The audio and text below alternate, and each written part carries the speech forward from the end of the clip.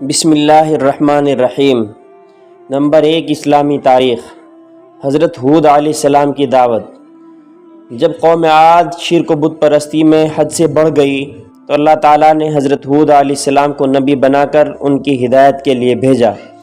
انہوں نے قوم کے لوگوں کو توحید و عبادت الہی کی دعوت دی، شرک و بت پرستی اور لوگوں پر ظلم و زیادتی کرنے سے منع کیا۔ قوم نے ان کی نصیحت قبول کرنے کے بجائے جھٹلانا شروع کر دیا۔ حضرت ہود علیہ السلام نے انہیں اللہ تعالیٰ کے عذاب سے ڈرایا تو وہ لوگ مذاق اڑاتے ہوئے کہنے لگے، اگر تم اپنی دعوت میں سچے ہو تو ہمارے پاس عذاب لے کر آؤ۔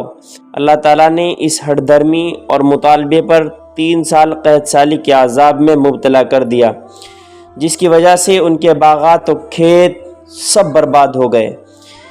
اتنی بڑی تباہی سے عبرت حاصل کرنے کے بجائے اس بدبخت قوم کی بغاوت و سرکشی اور زیادہ بڑھ گئی۔ بالآخر دوبارہ اللہ تعالیٰ کا غضب بھڑک اٹھا اور 1 ہفتے تک چلنے والے طوفان نے ان کا نام و نشان مٹا کر رکھ دیا۔ قوم عاد کی ہلاکت کے بعد حضرت ہود علیہ السلام اہل ایمان کو لے کر یمن کے شہر حضرموت چلے گئے اور یہاں 50 سال تک دعوت و تبلیغ کا فریضہ انجام دیا۔ نمبر 2، اللہ کی قدرت۔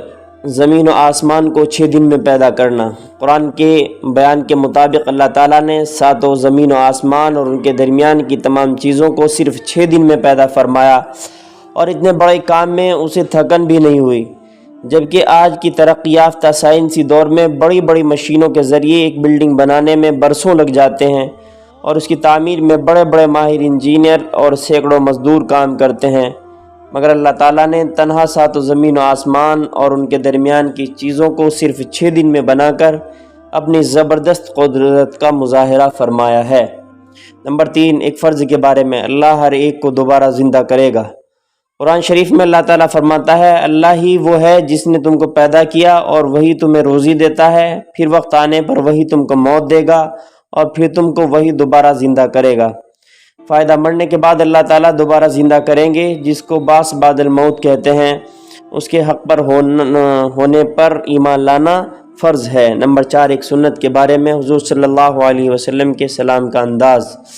حضرت مقداد رضی اللہ عنہ ذکر کرتے ہیں کہ آپ صلی اللہ علیہ وسلم رات کو تشریف لاتے اور اس طرح سلام کرتے کہ جاگنے والے تو سن لیتے اور سونے والا بیدار نہ ہوتا۔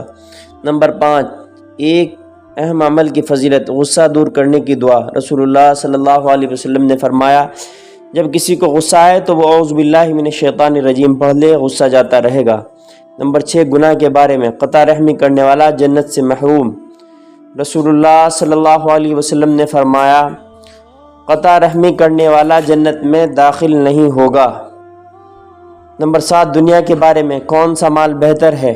رسول اللہ صلی اللہ علیہ وسلم نے فرمایا، جب سورج نکلتا ہے تو اس کے دونوں جانب 2 فرشتے روزانہ اعلان کرتے ہیں، اے لوگو اپنے رب کی طرف متوجہ ہو جاؤ، جو مال تھوڑا ہو اور وہ کافی ہو جائے وہ بہتر ہے اس زیادہ مال سے جو اللہ تعالیٰ کے علاوہ دوسری چیزوں میں مشغول کر دے۔